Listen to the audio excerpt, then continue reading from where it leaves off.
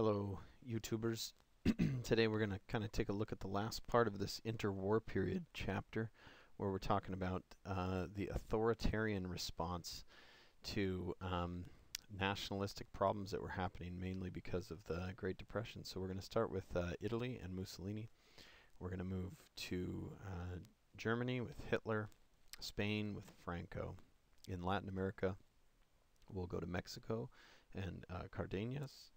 We'll look in Brazil at Vargas, Argentina at Peron, and finally, Tojo in Japan, and then Stalin in the Soviet Union. And so each one of these, I want to take a look at kind of how this, and look at the idea of authoritarian response and how that was different from a democratic response and a response that was taken in the United States, Great Britain, France, and other major democracies of the world. So they shared one thing in common, in that they were highly nationalistic and that they were very authoritarian, meaning they took almost complete and total control of their countries in every aspect. So let's start in Italy. Italy, after World War I, was somewhat disappointed with the result. They had fought in World War I, on both sides actually, did not gain very much from the war at the peace treaty, and so the citizens of Italy were fairly angry. The idea was that they had helped win the war for the Allies, and they didn't get much in return. So the Italian economy, when the war was over, was kind of in the dumps. There were some problems with unemployment, inflation, food shortages, and debt. And so many Italians were starting to consider communism. It had just been adopted in the Soviet Union, and so they thought, well, this might work here. And in fact, Benito Mussolini used to have communist sympathies, but formed a new political party in Italy called the Fascist Party. So Benito Mussolini was a very charismatic and authoritarian leader whose vision was a unified nationalistic Italy that would get Italy back on its feet again. He was anti-communist, very strong nationalist, which is kind of what defines fascism: state control, and state control of the economy even, but without the total government takeover of all things economic. He had kind of a secret police, the black shirts, not so secret. They wore black shirts to be intimidating. They were kind of the thugs. They eliminated opposition and fought back any communist insurgencies. And many of them were hired from the military ranks that had just come back from World War I. So Mussolini defined the Fascist Party as strict government control of almost all aspects of society, with a nationalist tone, meaning very pro-Italian tone, and also strong military action. Fascism promised military expansion. So his rise to power was fairly quick, almost meteoric. After World War I, his march on Rome in 1922 and demanding from the king to become dictator was granted. He changed Italy from a democratic state to a dictatorship, suspended civil rights, censored the media and controlled the media, regulated the economy as firmly as possible, and controlled education. So almost all aspects of society being controlled by Benito Mussolini. This kind of defines what fascism is. Meanwhile, someone up in Germany, Hitler, was watching this with great interest and would model himself after Mussolini's early exploits. So Mussolini had adopted as the symbol for the fascist regime the Faccio, which was this great number of sticks surrounding an axe. So the idea is that all parts of society are aligned to create great strength, and the military being the axe, being very powerful. The black shirts were used as a militaristic and intimidating force for Mussolini, and their motto was even fairly intimidating, which is believe, obey, and fight. And the idea is that the state kind of controls all actions, and that the people, their job is to follow and obey, not to try to pull any other kind of opinions or debate into this. So the fascist regime got into some early exploits, attempted to take over Greece, and largely failed. Went back to Africa into Ethiopia and succeeded. This is after kind of an embarrassing defeat during the scramble for Africa in imperial times, but this time basically slaughtered the Ethiopians with chemical weapons and new military hardware. He became involved in the Spanish Civil War in order to install Francisco Franco, who was an authoritarian leader in Spain, and in 1938 signed a pact with Hitler.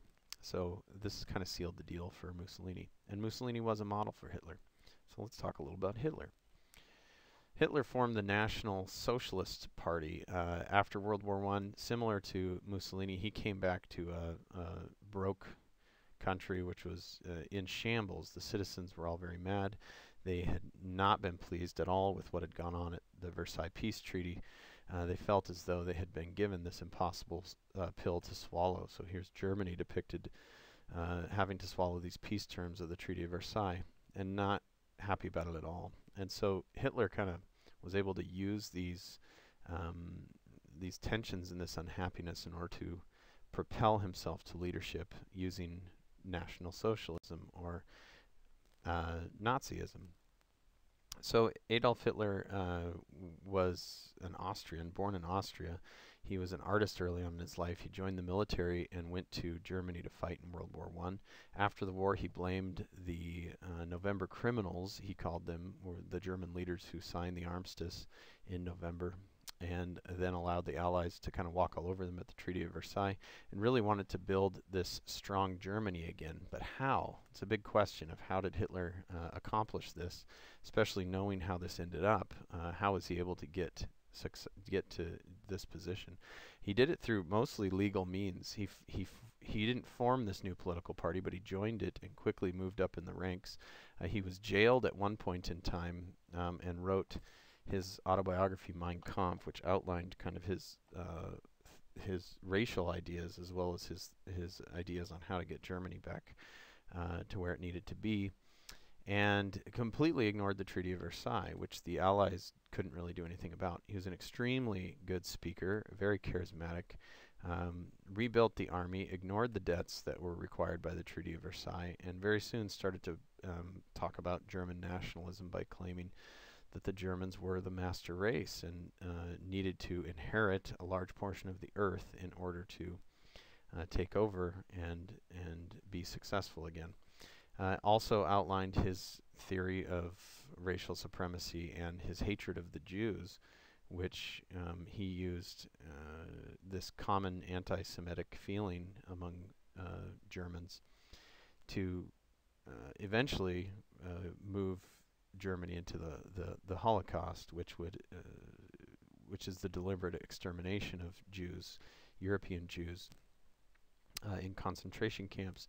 And now this wasn't something that was well known to the German people, that they were supporting a man who would commit one of the most horrible atrocities in human history. But it was a common feeling at the time in Germany that the Jews were not a part of these ethnic Germans. So Hitler's Germany was characterized by a few different symbols. The first being, and most famous being, the swastika. Kind of became ubiquitous across Germany during Nazi Germany. The colors switched back from the German colors to these old German Reich colors, and then the Heil, the common salute across Germany in order to salute and pay honor to Hitler. The military expansion happened very quickly and began World War II. Similar to the Italians and fascists, they expanded militarily in order to get more room. So there's Germany in the middle of your map there. Because they had built such a massive army and navy, they were able to kind of use blitzkrieg tactics to take over quite quickly. It wasn't needed in Austria. They annexed Austria by adding this territory. They called for a vote, and oddly enough, 99% of Austrians said, yes, we will join you.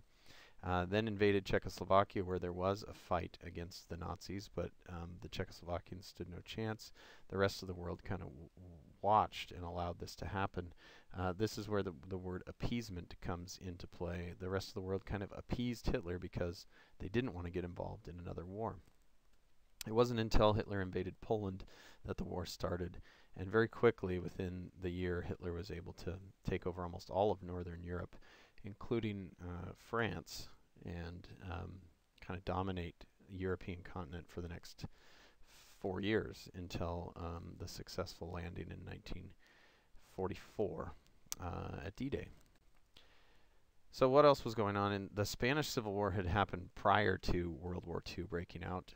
Francisco Franco, who was a fascist and modeled himself after the authoritarian regimes, was going up against some Republican nationalists in a 3-year civil war. Francisco Franco succeeded in part because he was supported by the authoritarian leaders in Europe, and not supported were the Republicans by the democratic forces, which should have probably been there to help Spain. And so the result was 25 years of an oppressive authoritarian regime led by Francisco Franco and his fascist and authoritarian dictatorship. Okay, what about Latin America? And we move into more. We have a little picture here of Eva Peron with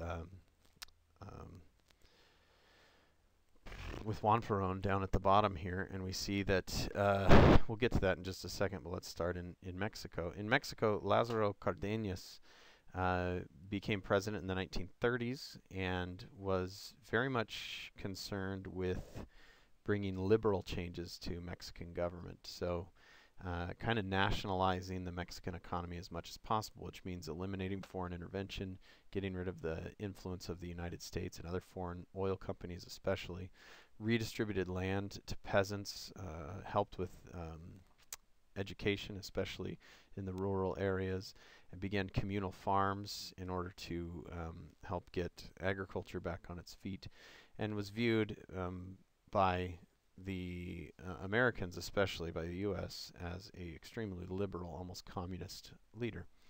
In Brazil, there was another authoritarian leader, Vargas, who was a strong nationalist and really modeled himself after Mussolini and the Fascist Party. Though he did not support Mussolini and the fascists in the war, he liked the style of controlling most parts of society and saw government as a mediator, something to kind of make sure that all the ends and pieces of the national economy and the national mission were overseen by the government. And then Juan Peron in Argentina. So Peron was kind of a populist hero. He was supported by the working class and the military and the industrialists of the country, and nationalized much of the economy in order to create a very authoritarian Argentina and government in Argentina, and ruled by eliminating opposition and keeping himself in power. He was also a people's hero. His wife, Evita, was extremely popular. She died shortly after World War II. He was eventually exiled from Argentina by a military coup. But all of these guys have in common bringing authoritarian and usually very liberal reforms to their nations in Latin America. In Japan, nationalism and militarism kind of went hand in hand. So after World War I, Japan had gained territory and had become a heavily industrialized nation. They were demanding new markets and resources, so they became intent on taking over most of Asia. They occupied Korea, the island of Formosa on Taiwan, and Manchuria, north of China. They then threatened to take over China. The Emperor Hirohito was the figurehead leader, was not completely and totally in charge of the political spectrum. Japan was more ruled by their military advisors, and the most senior of which was Hideki Tojo. Hideki Tojo was using this strong Japanese nationalism to his advantage in order to attempt to control Asia entirely. And so while the political leader was the emperor, Hideki Tojo was really the ones kind of moving forward and getting this imperial ambition in Japan. Japan engaged in foreign conquest just like Germany and Italy had, and in fact Germany, Italy, and Japan would become the main allies in World War II by conquering most of Asia. So we can see this purple area in the map is area where Japan had emerged as leaders and where they were invading and taking over. They invaded into Manchuria, which is north of China, in 1931. This is kind of the signal for war, though the rest of the international community did nothing. Invaded mainland China in 1937 and committed horrific war crimes and genocidal acts, the most famous of which was the Nanking Massacre in 1938, in which thousands and thousands of Chinese were slaughtered. And this wasn't just military, this was civilians. It was a horrible massacre and controlled Korea. And this is where a lot of animosity between Korea and Japan and China and Japan comes from, was this imperial ambition of Japan prior to World War II and during World War II. In the USSR, and our final place that we're looking at, Stalin, Joseph Stalin, was the leader, the communist leader who took over after the revolution in 1917 and after the death of Lenin in 1924. So Stalin took away all private industry and kind of the slow and moderate economic reforms of Lenin, and moved into a communist control where there was no private industry or Western influence. Capitalism was the enemy here. As far as economics, he collectivized the farms, which means basically pushing all the farms together and making the peasants work on these large state-run farms, which demanded high output. It was still difficult work for the peasants, which demonstrated a continuity in Russia. Life had always, still was, pretty hard for the peasants. There was heavy propaganda to support government agenda and opposition to any kind of resistance. Industrialism was much more successful, while collectivization of farms was slow to happen and not exactly easy. Industrialism was much more successful.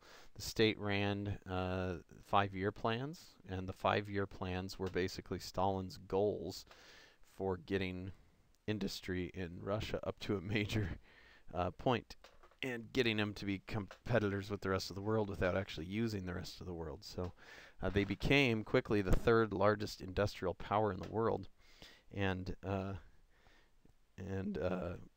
were able to quickly emerge as a leader without using. They used Western industrial styles without using Western influence. So Stalin prided himself on having this welfare state, which communism is supposed to provide a welfare state for all the people to give them what they need. What they really got was heavy-handed authoritarian rule. Discipline and order was the mainstay, and workers were very much heavily regarded in Stalin's USSR as the top, the greatest in the nation. Government controlled science and art, heavy government control on science and art, where workers, soldiers, and peasants were uplifted. The state controlled all scientific endeavor and was against anything that went counter to what Stalin believed was important. Hi, Bruce. How you doing? Sorry, Bruce is here to say hi. And secret police really controlled the nation and ruled the place through fear. So this climate of terror resulted, and Stalin ended up being this authoritarian leader who was similar to Hitler in the fact that he was not afraid to kill people or get rid of opponents and strike fear into the heart of his enemies. Speaking of Hitler, as Germany started to grow powerful in the west of Russia, Stalin paid attention. He knew of Hitler's ambitions to take over eventually Russia, and they signed a pact in 1939 that said Hitler would leave Stalin alone and gave Russia access to basically half of Poland. Hitler would betray this pact and end up invading Russia in the early 1940s, the early stages of the war, in what was called Operation Barbarossa. But that gets us into World War II. And for right now, I think you got the main gist of authoritarian leaders in just slightly less than 20 minutes. Don't forget to be awesome and take care of yourselves.